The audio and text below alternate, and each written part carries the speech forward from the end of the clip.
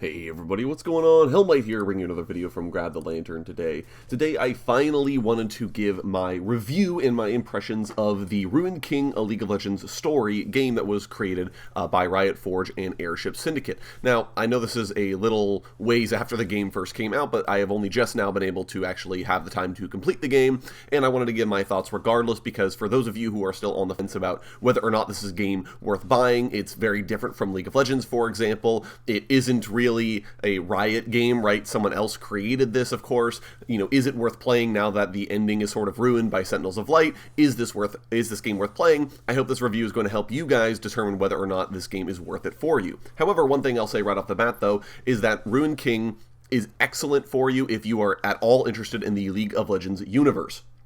Ruined King goes above and beyond with making the main characters of the game feel fleshed out and fully realized as characters, which I think is its biggest strength. Obviously, Misfortune and Yasuo have had lots of development beforehand, but champs like Illaoi, Pyke, and Ahri gain huge amounts of characterization and feel so much deeper than their LoL incarnations would have you believe. They really go from super flat 2D characters in League into very 3D and sort of, again, fully realized characters in Ruined King, which is really, really good. Even non-player champions like Gangplank and Maokai have moments that help them feel more three-dimensional than you would expect. Gangplank, I think, gets a lot of really interesting development that helps convey him as less of just a raw villain and more of what his motivations are. And Maokai, you get an absolutely tragic backstory for Maokai and everything that was happening prior to the Ruination. So lots of really, really good stuff here.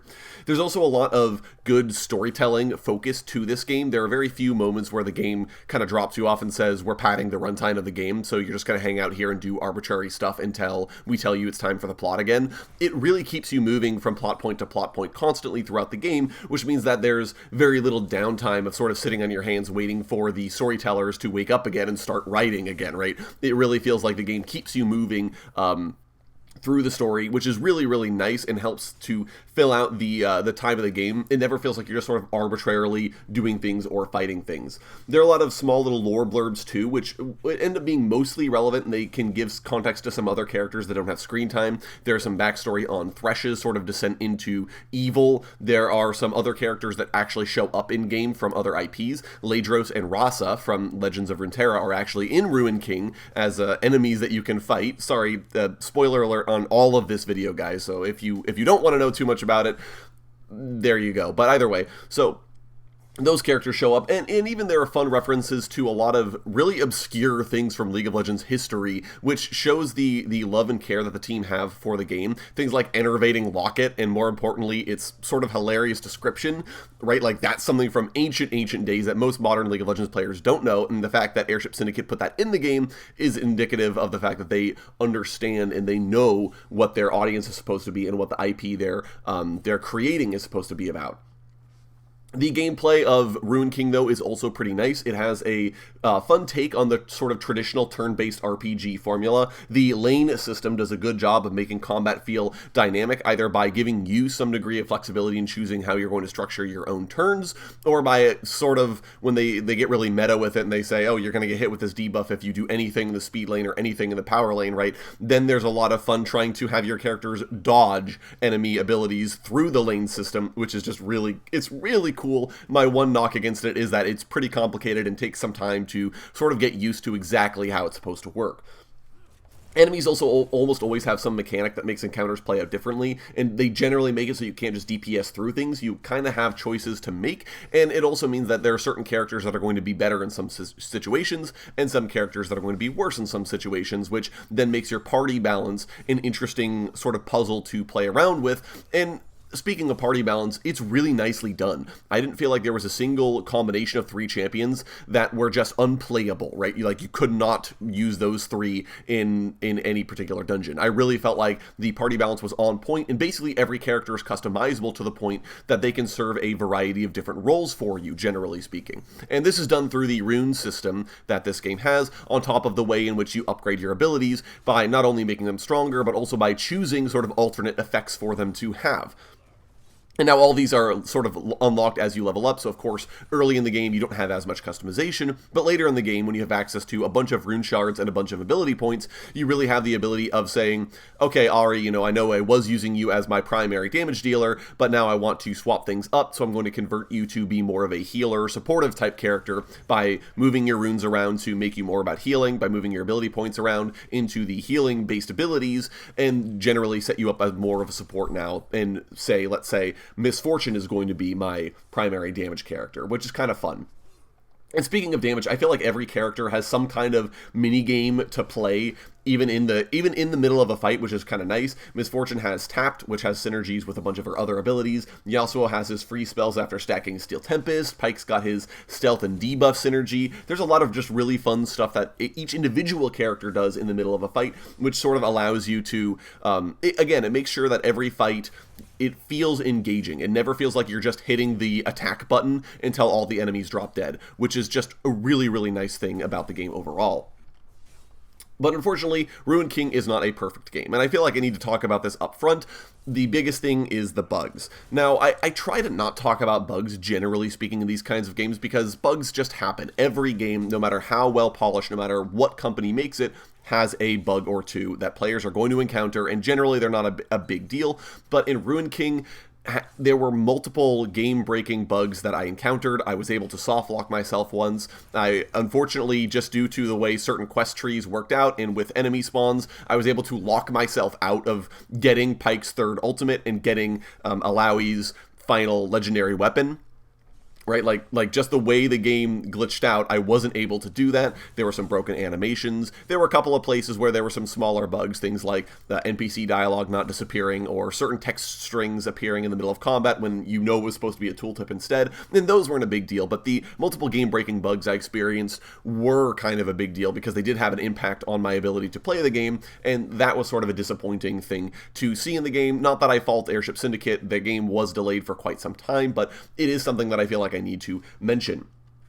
There are also a few systems in the game that are just not done quite well for me. Out-of-combat champion abilities feel pretty irrelevant. There are very few sections where they're used, and even when they are relevant, there isn't really much gameplay. It feels like it's more or less a check to see if you brought the quote-unquote correct party members, right?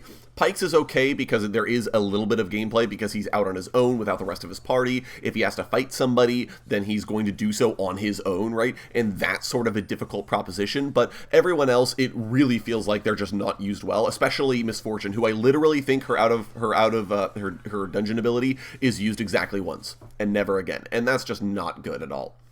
The item system is also a little suspect. There are a lot of stats that the game accounts for, which is fine, but the problem is that the names and the way the item system works with them is not correct at all. So things, for example, like stamina being the way in which you increase your health, but it's not called health, it's called stamina, and every point of stamina is 5 points of health, but then why wouldn't you just take the item and say, hey, this is health? This item gives you health, right? Why do I have to do the math? Or things like crit rating or dodge chance, where it's not expressed as a percentage, it's expressed as an arbitrary number, and that arbitrary number goes through some back-of-house calculation to give you then your critical strike chance, but that means then I have no idea of knowing how much crit this item's actually going to give. 1,000 crit rating looks like a really impressive number, but when I equip it and it gives me 3% crit, what does that mean for me, right? How am I supposed to ever determine whether or not this item is going to give an appreciable DPS increase? That kind of a thing, it just feels like it's irrelevant. But the item system in general in this game, I'm never a fan when games do the same item but a higher rarity kind of thing. It just leads to crowded inventories of a bunch of stuff that you have to go through individually and say, is this better than what I'm currently wearing? And I'm really not a fan of that. The enchantment system as well, I almost never used. I don't think it's required. I don't think it's very flexible in what it allows you to actually slap onto your items. It's okay, but especially when the majority of the item drops in the game are for enchanting and you don't use them at all, it sort of makes the system as a whole feel like it was completely irrelevant. There were some characters in the game that didn't end up having very good ability trees. Yasuo, for example, basically has all of the abilities you're ever going to use on him when you get him, and everything he unlocks from there, besides his ultimates, of course, are more or less irrelevant. You start with your AoE ability and your single target damage ability, and it kind of feels like you don't actually have to use the remainder of his abilities. Ahri as well is a little scatterbrained. Her biggest draw is that she does magic damage, but because everyone else does physical damage in the party, it's sort of hard to know exactly how valuable magic damage in particular is. And the other issue with Ahri is that she's very torn between some utility and some damage, and it's just not very good. There were some side quests there are some side quests, I should say, but they're pretty sparse, they're pretty spread out, and it leads to a gameplay experience that's, it pretty much forces you to go down the main path. It doesn't feel like there's a lot of things to go back and do after you finish the game, because there isn't that much side content to actually do, unfortunately. And there are some side quests that just have completely broken quest markers, which makes actually doing them extremely frustrating. And let's talk about the plot, which... major spoilers for the end of the game, so skip ahead a couple of minutes if you guys don't want to be spoiled on this, but the game ends in a way that is incompatible with the Sentinels of Light event's start. And I have to wonder if, I'm assuming Airship Syndicate did not change the end of their game, because they knew that their game was going to be what Riot would take and run with when they started the Sentinels of Light event, but then Riot started the Sentinels of Light event was totally different. And I'm not sure if this is because Riot knew that Airship Syndicate weren't going to be able to get their game out on time, and so changed the Sentinels of Light event start to be different from what we expected. That's really my biggest theory at the moment, but it is really jarring to assume the worst about the end of the Ruined King game, and then to have everything generally end as you would expect, and to be like, but how is this going to work with Sentinels of Light? The one good thing it does is it does set up Miss Fortune, I think, very well for the Sentinels of Light event. She's a character that I know a lot of people had a problem with in Sentinels of Light event, where she becomes ruined basically by choice, but I think that the end of Ruined King really goes a long way to show why Miss Fortune became ruined at the end of the day, which I really thought was a good thing. But all of these cons are literally just me nitpicking, guys, in all honesty. I was a huge fan of Ruined King, to the point where I want more. Like, I want...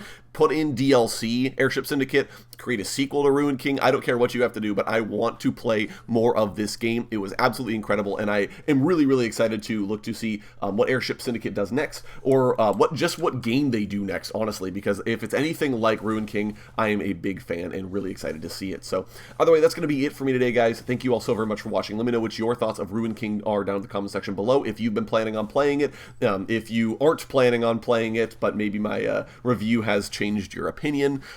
If you have played it, and let me know what you thought of it. All this stuff down in the comment section below, please. If you enjoyed the video today, go ahead and leave it a like, and if you really enjoyed the video, consider subscribing. I upload a video every Monday, Friday, and on patch days as well. Once again, thank you guys so very much for watching. I do appreciate it, and I'll talk to you all later.